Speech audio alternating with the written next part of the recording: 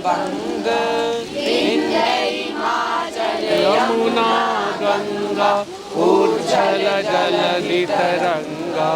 तब शुभ नामे जागे तब शुभ आशीष मांगे। गाए तब जय गाथा जन गण मंगलदायक। जय हे भारत भाग्य विधाता। जय हे जय हे जय हे जय जय जय जय हे। भारत माता की जय। भारत माता की जय। सिंगराज की जय। भारत माता की जय।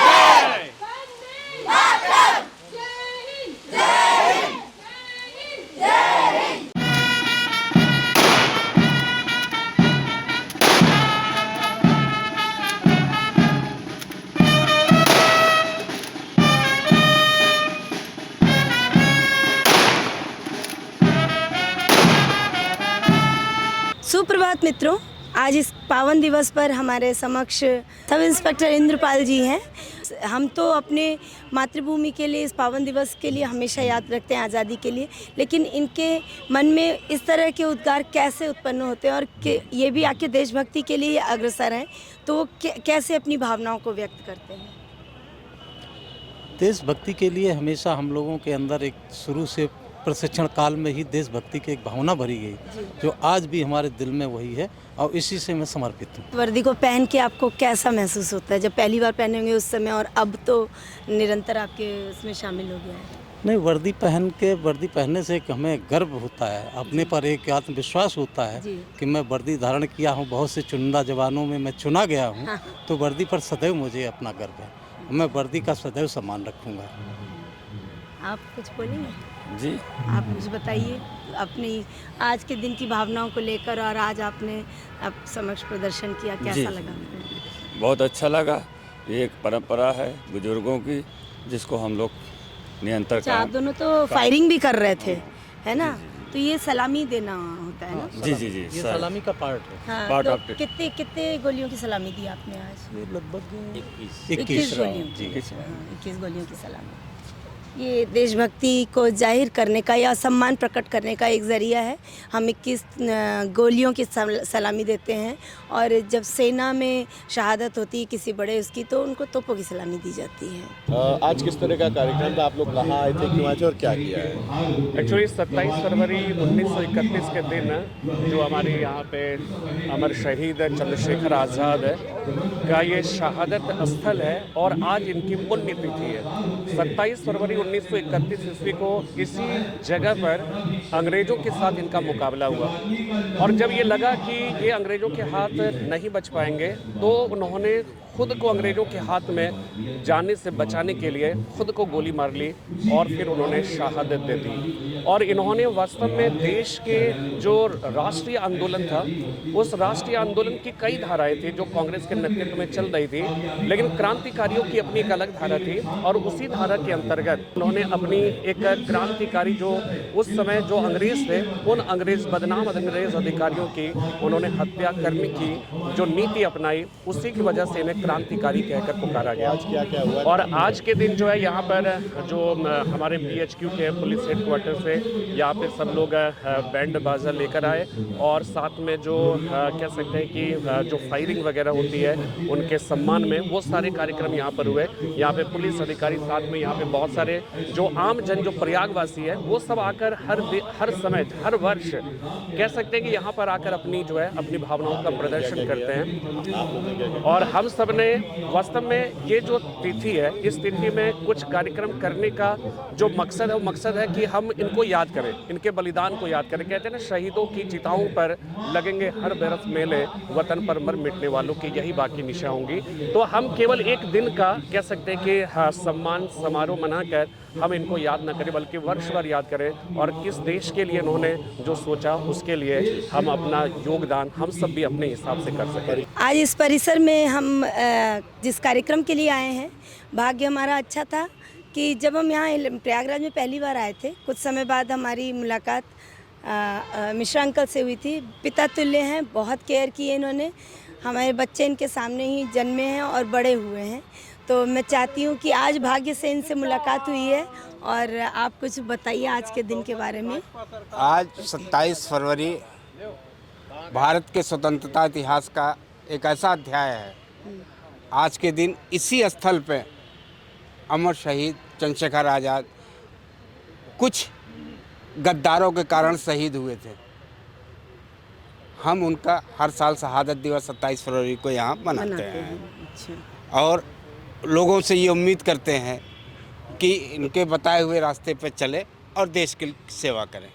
और हमारे समक्ष देश को समर्पित अपना जीवन माननीय दुकान जी हैं, उनसे भी हम राजेंद्र तिवारी, हाँ, जिनको राजेंद्र तिवारी जी बोला नाम है उनका, लेकिन दुकान जी के नाम से ज़्यादा प्रसिद्ध हैं। और इनसे आज के दिन को लेकर इनके मन में कैसी भावनाएं या क्या उद्गार हैं, कुछ बताएं आप। आज प्रयागराज की पावन भूमि पे कंपनी बाग में शहीद चंद्रशेखर आज़ाद जी का 93वीं जन्मदिन मनाया जा रहा है। आज इनको देख के जब हम लोग इनके कुछ शहीदों के गाने बजते हैं तो अपने आप शरीर के अंदर रुआं खड़े हो जाते हैं। कोई ना कोई कारण रहा होगा। आज के युवाओं के लिए ये संदेश है कि हमारे ये देश के एक धरोहर हैं और जो भी हमारे भगत सिंह हो गए, चंद्रशेखर आज़ाद जी हो गए, ऐसे लोग हैं, उनके स्थलों पर आदमी को पहुंच के वहाँ पर उनको नमन करना चाहिए। यही के लिए कंपनी बाग में जो ये शहादत दिवस मनाया जाता है, श्रद्धांजलि दिवस मनाया जाता है, जन्म दिवस मनाया जाता है, आने वाली युवा पीढ़ी के लिए। मुझे अरुण जायसवाल कहते हैं।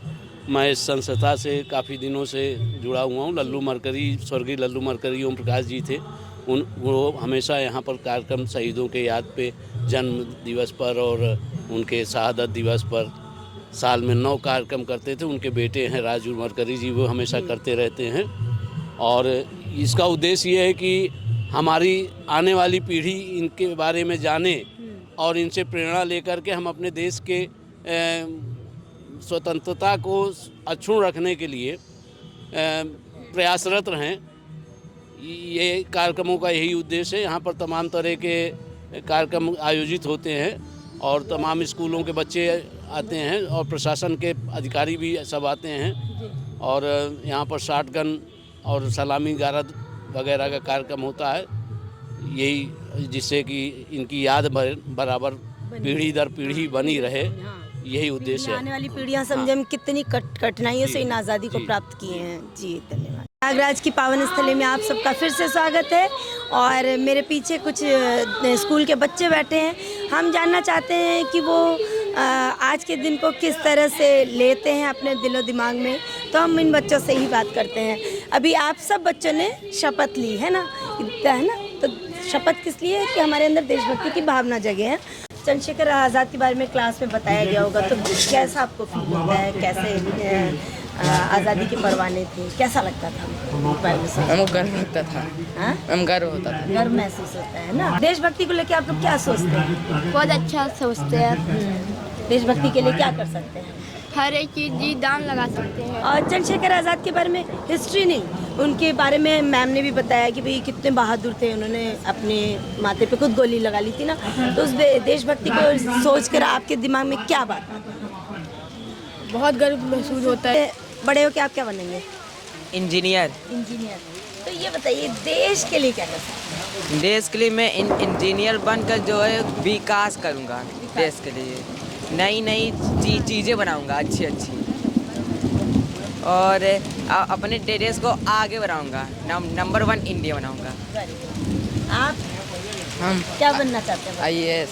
IAS अधिकारी। अरे वाह, तो ये तो बहुत बड़ी जिम्मेदारी है। तो इसमें देश में देशभक्ति और ईमानदारी दोनों चाहिए। यस मैम, ईमानदारी भी करेंगे और देशभक्ति भी करेंगे। देशभक्ति भी करेंगे और ईमानदारी से करके और इंडिया का नाम ऊंचा करेंगे। बहुत अच्छा करना। और तुम बताओ बेटा क्या? हम आर्टिस्ट बनना चाहते हैं, मतलब आर्ट बनाना चाहते हैं। हाँ, पेंटर। ये पेंटर बनना चाहते हैं। हाँ?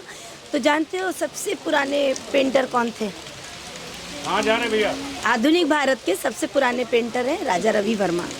उन्होंने कृष्ण और यशोदा की बहुत अच्छी अच्छी पेंटिंग की है। तो अभी आप घर जाएंगे, यूट्यूब में सर्च करेंगे राजा रवि वर्मा कौन थे, उनके बारे में विस्तृत जानकारी मिलेगी।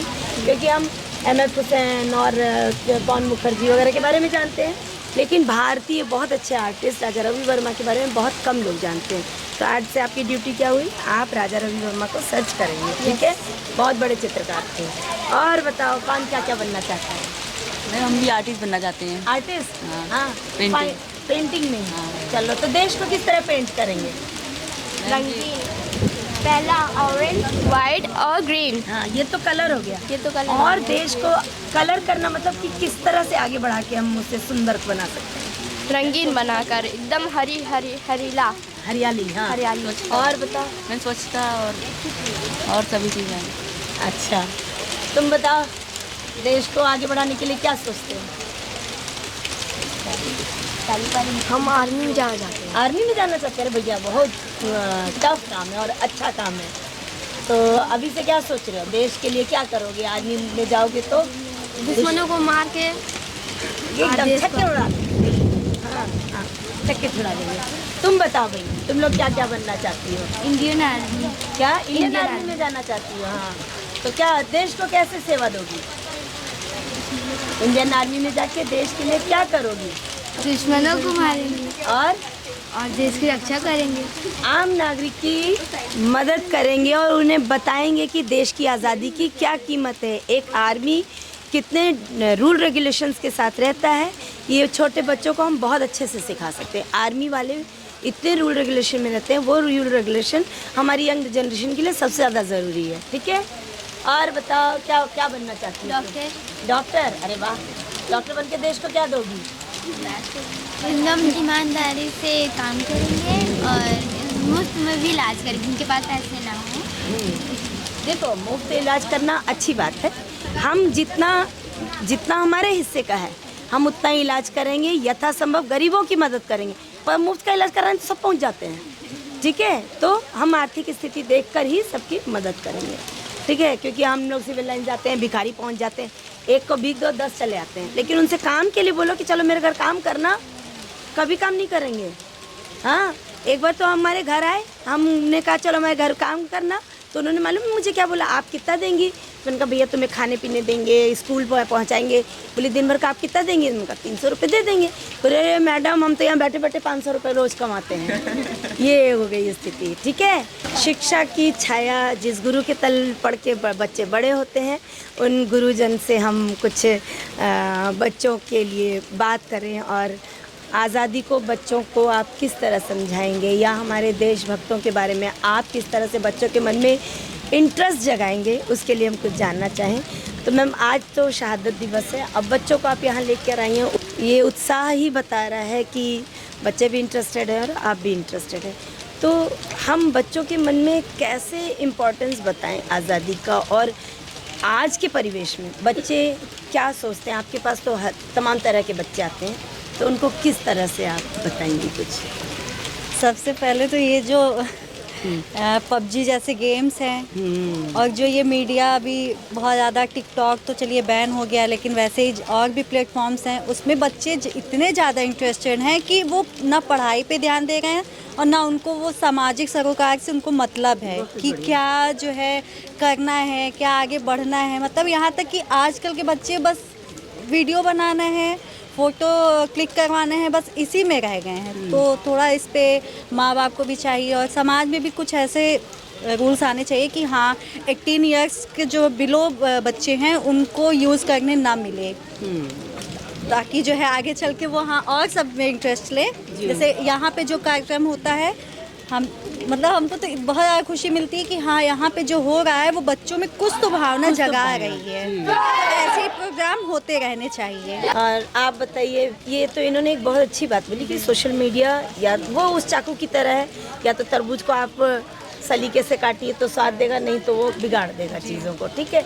तो बिल्कुल वही है कि आधुनिक परिवेश में बच्चों को आज आप अगर लेकर आई हैं तो आपने क्या सोचा होगा कि हाँ बच्चों को मैं इनके समक्ष खड़ा करके देशभक्ति के लिए या जो हमारे शहीद हैं उनके लिए कैसा लेसन सिखा सकते हैं? मुझे बच्चों को यहाँ लेके आने का बस ये एक मकसद था कि बच्चे कुछ तो इन सब चीज़ों के माध्यम से या फिर इन जैसे प्रोग्रामों के माध्यम से कुछ तो इनको सीख मिले, जिससे कम से कम आगे चल कर के इनके भी अंदर हमारे देश के प्रति थोड़ी सी कुछ तो भावना है, जिससे ये इन सब चीज़ों के बारे में सोच समझ सके। क्योंकि वाकई में आज के बच्चे बस इंस्टाग्राम, फेसबुक, इन्हीं सब चीज़ों में, जो भी इंटरनेट की दुनिया है, उन्हीं सब चीज़ों में उलझ के रह गए हैं। बाकी सोशल जो हमारा सामाजिक जो कार्य है, उन सब चीज़ों से ये लोग भागने लगे हैं। इनको समाज से या फिर हमारे क्षेत्र में आसपास में क्या हो रहा है, उन सब चीज़ों से कोई लेना देना, बस उनकी पूरी दुनिया बस मोबाइल में ही सीमित हो गई है। तो ऐसे कार्यक्रम हम तो यही चाहते हैं कि होते रहें, जिससे कम से कम बच्चे हमारे कुछ तो इन सभी माध्यम से आएँ और सीखें, देखें कि इन सब चीज़ों की भी हमारी लाइफ में क्या अहमियत होती है। ये घर में जो बच्चे हैं उनको सबसे पहले तो मोबाइल, हालांकि मोबाइल के फ़ायदे भी हैं, नुकसान भी हैं। उससे आजकल के जो पढ़ाई वगैरह है उससे बहुत ज़्यादा जुड़ गई है और हर चीज़ में ऑनलाइन क्लासेस वगैरह हो गए हैं, हर चीज़ में उनको मोबाइल की ज़रूरत पड़ती है। मगर ये थोड़ा सा करना चाहिए पेरेंट्स को कि हाँ वो उनको मोबाइल के अच्छे चीज़ों से उनको सीख के लिए उनको इस्तेमाल करने दें, ना कि गलत काम के लिए। तो यही है कि अगर हम इंटरनेट का इस्तेमाल कर रहे हैं, उससे फ़ायदा ले रहे हैं, तो नुकसान से भी बचाएं अपने बच्चों को। और यही है कि आउटडोर गेम्स के प्रति उनको ज़्यादा आकर्षित करें, क्योंकि इंडोर गेम तो मोबाइल ही रह गया है इंडोर गेम, और उनको और भी सही बात है, रात भर जाग के खेलते हैं वो। हाँ, जो पढ़ाई के लिए शायद नहीं इतना कर पाएंगे, तो यही है। हाँ, सही बात है। तो एक बहुत अच्छी जानकारी हमें मिली कि सही बात है कि सोशल मीडिया, मैं पहले भी बता चुकी हूँ कि आपके लिए फ़ायदेमंद भी है तो नुकसानदेह भी है। तो आज़ादी के इस शहीदी दिवस पर हम ये बच्चों से और उनके टीचर से भी एक छोटा सा इंटरव्यू लिए हैं। दुश्मन की गोलियों का हम सामना करेंगे, आज़ाद हैं आज़ाद ही रहेंगे। आज शहादत दिवस है और मुझे बहुत अच्छा लगा कि हमें इस पे एक कार्यक्रम तैयार करना चाहिए। तो हम जब कंपनी गार्डन में आए तो आप हमारे पीछे देख रहे होंगे कि कुछ प्रदर्शनियाँ लगी हुई हैं। तो ये प्रदर्शनी एक आकर्षण का कारण है और नए बच्चों की जानकारी के लिए छोटा ही सही ये खजाना ही है, और इस खजाने को संचित करके हमारे समक्ष सर ने रखा है। तो मैं सोच रही हूँ कि इन खजानों के बारे में थोड़ी सी जानकारी सर हमें दें। तो सर आप इसके बारे में कुछ बताइए। आज अमर बलिदानी शहीद चंद्रशेखर आज़ाद का शहीद दिवस है। आज के ही दिन जो है अमर शहीद चंद्रशेखर आज़ाद को शहादत मिली थी। तो संस्कृति विभाग उत्तर प्रदेश सरकार हर साल जो है शहीद दिवस मनाती है। तो उसी के क्रम में संस्कृति विभाग ने जो है अमर शहीद चंद्रशेखर आज़ाद की गौरव गाथा पर आधारित अभिलेख एवं चित्र प्रदर्शनी का आयोजन शहीद चंद्रशेखर आज़ाद पार्क में किया गया है। इस प्रदर्शनी में अमर शहीद चंद्रशेखर आज़ाद से संबंधित उनके जीवन वृत्त और उनके द्वारा लिखा गया हस्तलिखित पत्र और उनसे जुड़े हुए जो काकोरी कांड है, उनके साथी जो सहयोगी रहे हैं अशफाकुल्ला खां, शहीद रोशन सिंह, तो इनके भी जो है प्रदर्शनी में लगाए गए हैं प्रदर्शन। और ये अभिलेख प्रदर्शनी हमारे नौजवानों के लिए, हमारे शिक्षकों के लिए, हमारे यहाँ भारतीयों के लिए जो है बड़ी प्रेरणादायी रहेगी।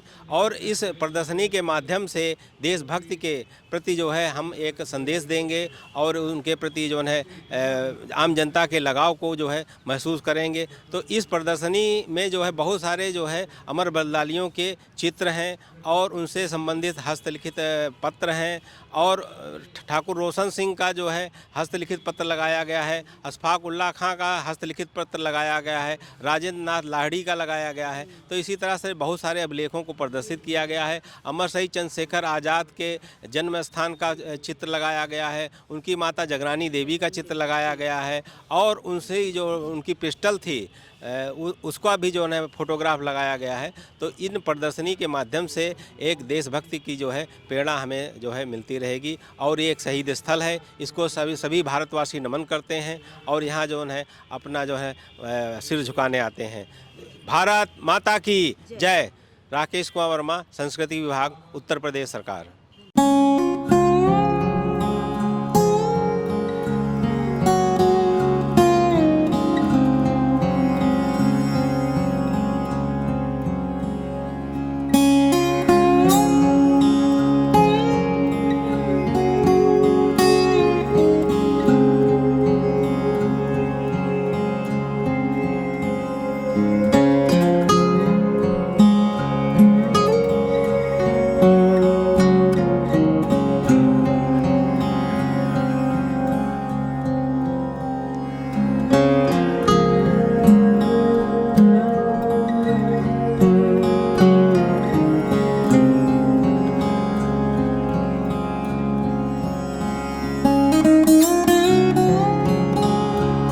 आज के कार्यक्रम को ध्यान में रखते हुए हमारे पीछे एक समूह है।